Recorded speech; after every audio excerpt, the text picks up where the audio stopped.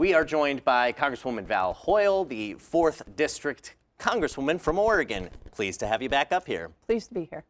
Well, it's been a flurry of news and information over the last few weeks. We're a week into Donald Trump's second term.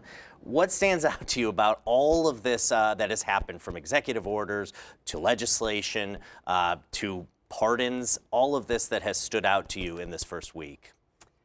I think the biggest thing is not one of these executive orders, not one of the bills that we voted on had anything to do with the economy or saving money for everyday average Americans. In fact, Donald Trump rescinded the policy to cap generic drugs at $2 per month for Americans, so literally has increased the price of prescription drugs to the American people and seniors. So I don't know. What stands out to me is nothing was about the economy, and that's what people voted on. We're going to get a little bit deeper into some of those executive orders. I do want to discuss one bill that looks poised to actually get Trump's signatures, the Lake and Riley Act.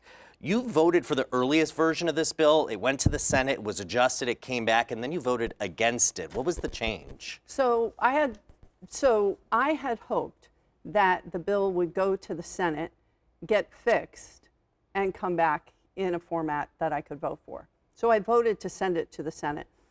The way that this is written is a person only has to be accused of a crime, any crime, shoplifting, anything. I talked to some of our local police, and we have county jails where we have limited beds, and they would be forced to pick up someone who's undocumented, who's accused of, say, shoplifting, that takes up a bed that then wouldn't be able to use to keep someone who's actually a danger to society. Now, the fact of the matter is, we should have people who break the law punished, and if you are not a citizen and you break the law, you should absolutely be deported. But ICE and Homeland Security don't have enough resources, so these people stay in our local county jails for excessive periods of time, and meanwhile, we're not able to keep our streets safe. So it was poorly written. There were many things that they could have done to make sure that it would have been virtually unanimous, but Republicans were more concerned with making a vote for a political reason as opposed to actually doing something. And immigration obviously has been a big topic, I mean, leading up to Trump's election, to the election, but also in Trump's first term. The Lake and Riley Act, as I mentioned, passed through Congress. However, Trump signed a number of executive orders pulling the U.S. from the Paris Climate Accord, the World Health Organization, targeting DEI, or diversity, equity, and inclusion. Ton of immigration-related orders, including ending birthright citizenship, which is, of course, now in the courts. More executive orders are expected this week. Which of these moves do you see as having the biggest impact on people in Oregon's 4th District? I mean, so many of them. So one of the executive orders was that to freeze all hiring in all agencies. So think about that. You're hiring people on, and these are career staff who have expertise. He talked about dissolving FEMA. Right? Now, we need to fix FEMA. All of us who've been in natural disasters know that it's overly bureaucratic in how they deal with people, but they do important work. Saying that you can't hire seasonal employees for the IRS when we're coming into tax season, that means that we're not going to be able to get our tax returns. People who need help aren't going to be able to get that help. So the Veterans Administration, I had someone reach out to me. There is a woman who was hired, she's a psychologist, to give mental health treatment to veterans. She can't be hired to fill a position. So whether it's the post office or the IRS or the Veterans Administration, government does need to be more efficient, and the wholesale shutting down and breaking government is really a problem.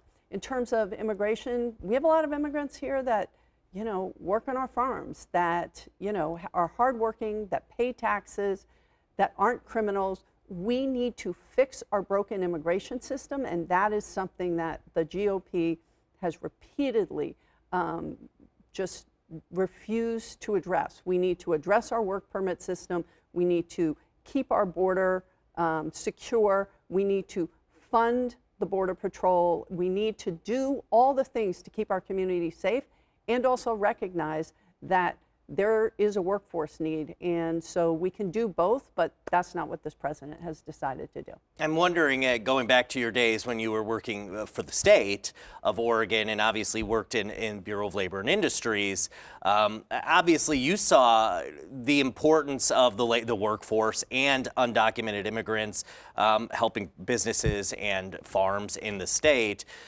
Do you have a sense of how that, if really there was a mass deportation in Oregon, how that could impact business in the state? I mean, unfortunately, it'll impact business, especially in the agricultural industry, very severely. The fact is that this is incredibly difficult work, and the only people, not the only people, but a lot of the people that will do that work happen to be immigrants. We have to fix our immigration system so people can come here and do the work when it's needed and then go back to their countries so that they can bring those dollars back and strengthen their economy. We can do both, and they said in Bakersfield in California, 75% of the farm workers did not show up last week.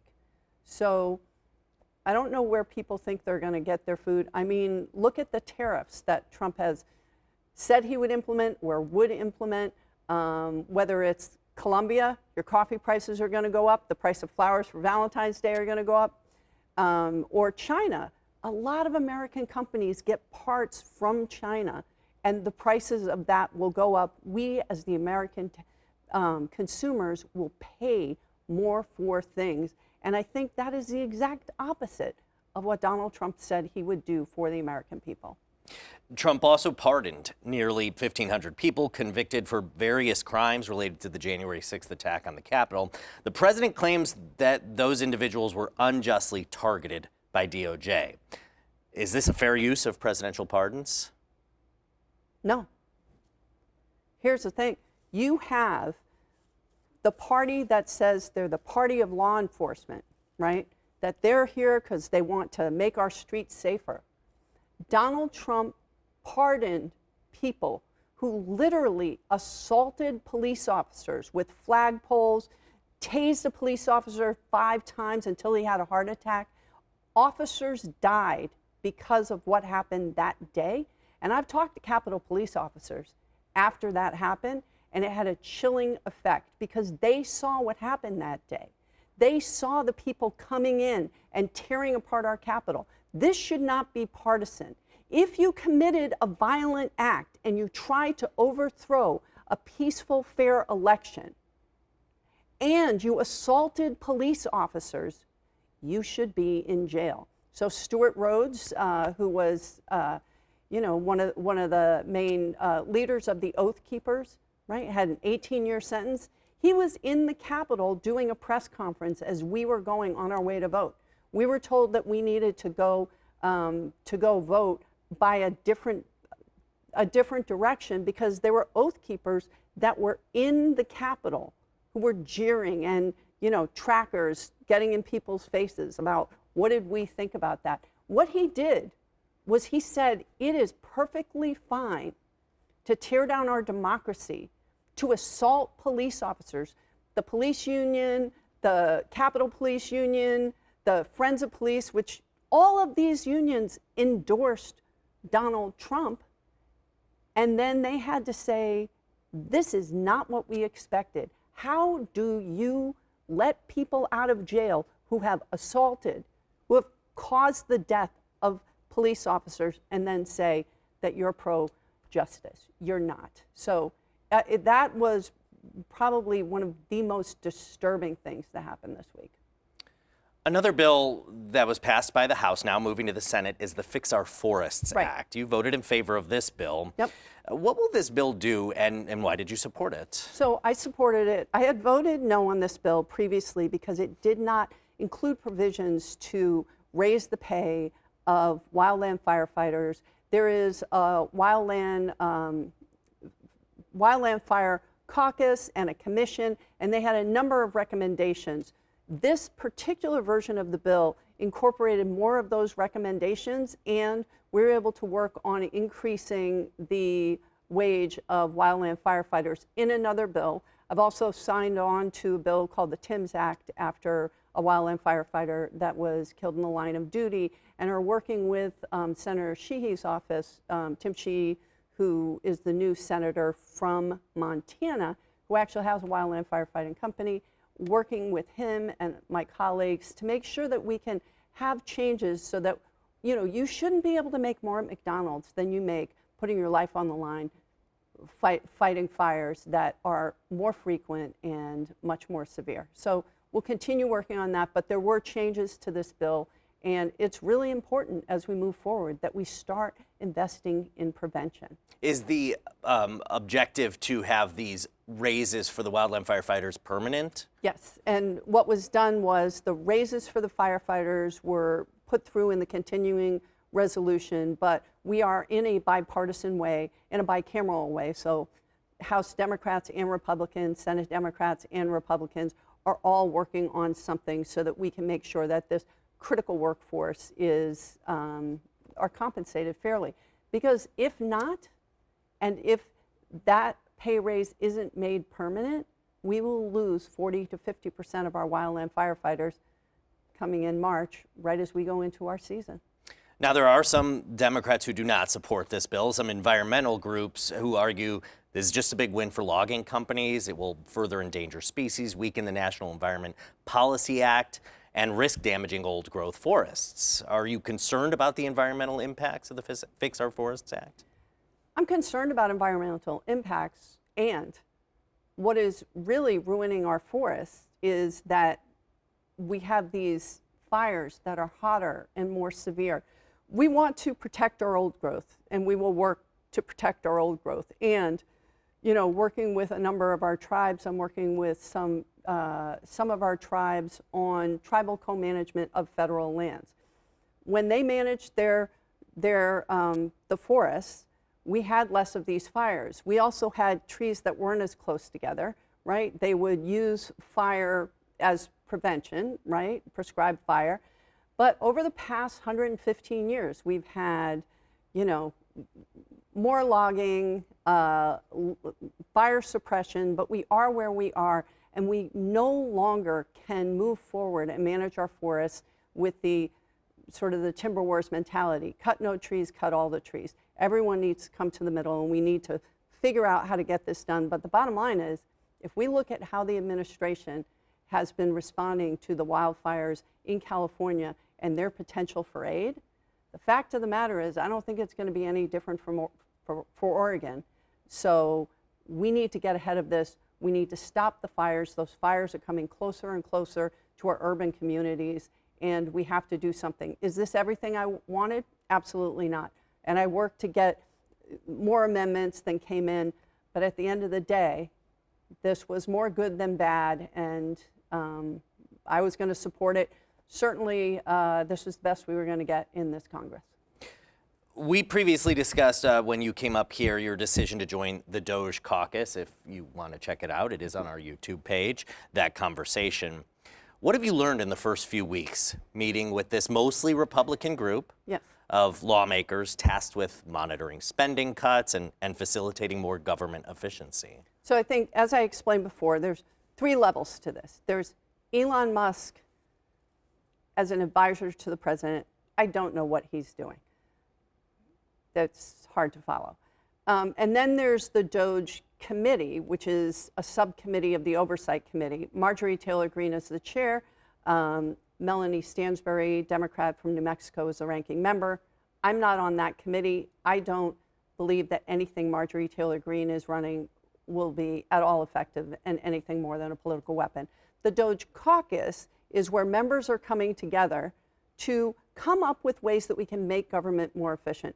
Interestingly, I was listening to Bernie Sanders last week, and he said, you know, what Democrats did was they came in to try and say, there's no problem with government, everything's fine, we'll fix things around the edges. Well, people aren't feeling like things are fine.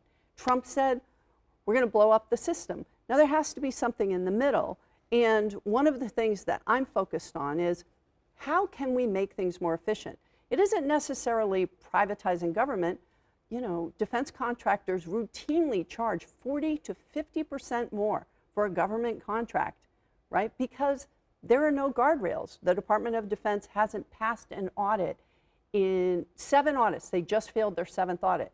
They also have 5 different computer programs that track their budgeting. So upgrading our IT, right? Making sure, what business would run their business on a COBOL system? They wouldn't. So we can update technology and help make sure that we're more efficient. Now, a number of my Republican colleagues are like, we just need to cut government workforce. Well, we need to make sure that people that are working in government have the tools to do their job.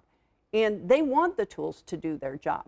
So I'm focused on that. I'm focused on pointing out where we could have efficiencies, but I think Democrats need to come to the table with solutions and not just be saying no. I did get pushback from some progressive groups saying, how dare you show up? Well, that's my job. My job is to show up and say, here's where I think this makes sense, and this is going to hurt working people. Privatizing the Postal Service. You know what that means? It means a private company are going to take the urban routes where they can make a lot of money, and government taxpayers are going to be on the hook for the rural letter delivery, and our rural communities are going to get hurt by that. Those are things we need to talk about. You mentioned FEMA, a little too bureaucratic in your experience Yes. with them, so perhaps there's an avenue too to make things more efficient. But obviously, there's a lot of people who maybe don't know the specifics Right. of what's going on. They hear federal workforce is going to be cut. People are going to lose jobs. People are going to be laid off. Is there a compromise for that? For maybe Elon Musk's way of saying we need to cut the federal workforce dramatically. People say, like you said, there are a lot of great people who work in the federal government, but we can make it more efficient and maybe save some money in the same way. Exactly. So my issue is that I believe myself and a few of my Republican colleagues are really very, very serious about how do we make things more efficient.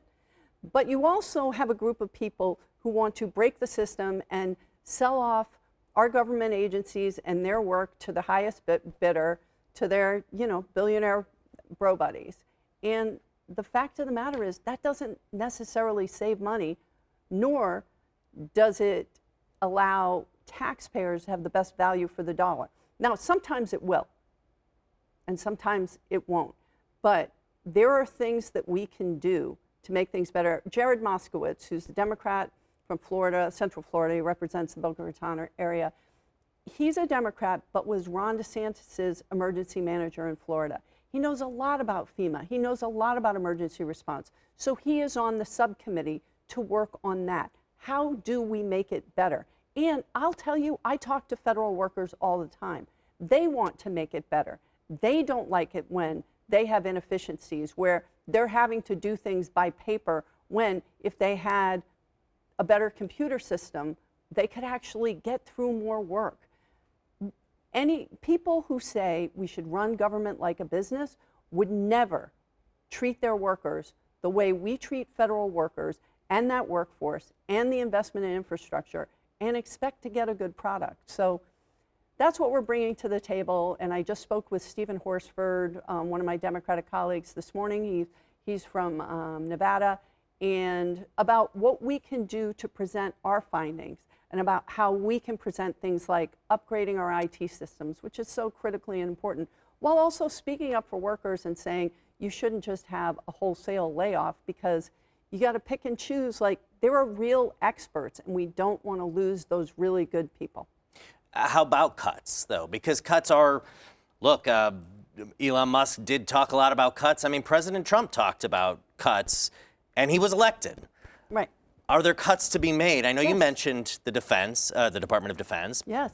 Are there cuts that we can make and still maybe facilitate what you see as the best use of our government? Absolutely. Again, almost 50% of the Defense Department's budget goes to private contractors who have no oversight. Again, they have not passed an audit in years. They just failed their 7th audit, and yet they have trillions of dollars at their disposal. That's not good government. That's not being good stewards of taxpayer dollars. So absolutely, there should be cuts. But I was in the Doge caucus meeting and someone came up and said, we have the highest, deficit that we've had, the deficit ratio to spending since post-World War II. And they were able to balance their budget within 5 years. And we need to do that.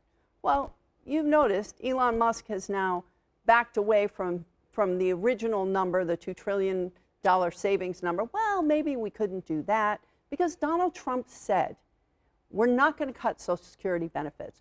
We're not going to cut Medicare.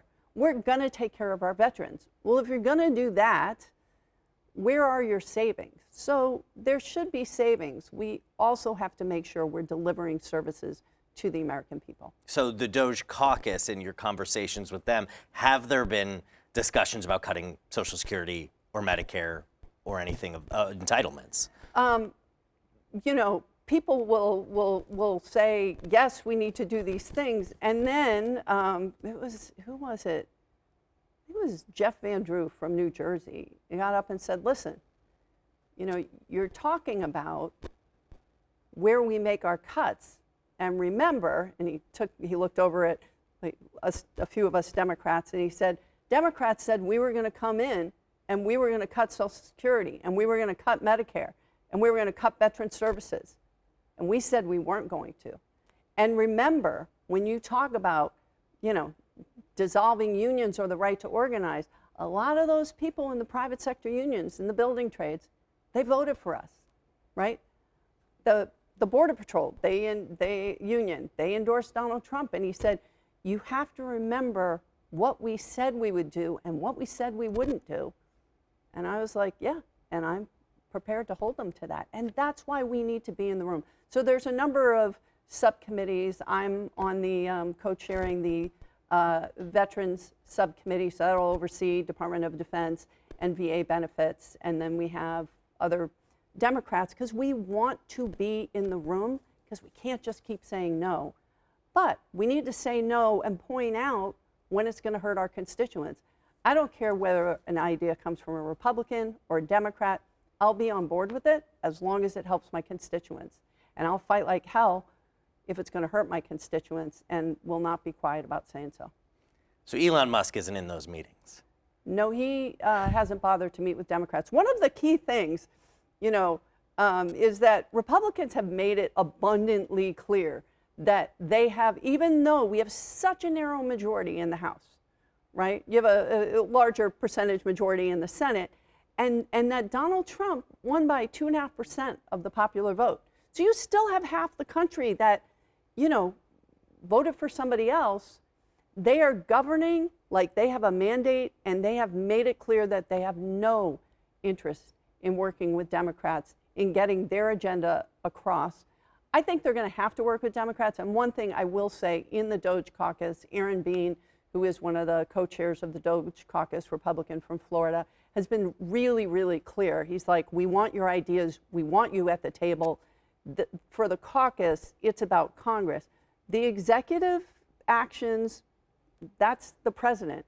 Congress is completely different, and we are a separate body, and I am hoping that we will still have Republicans that are willing to uphold their oath of office and not just bend their knee to the president and whatever he says. That's our job. New year, new era, yes, and new presidency. But Val Hoyle in her second term, always pleased to have you here. All right. Thank you so much. Thank you.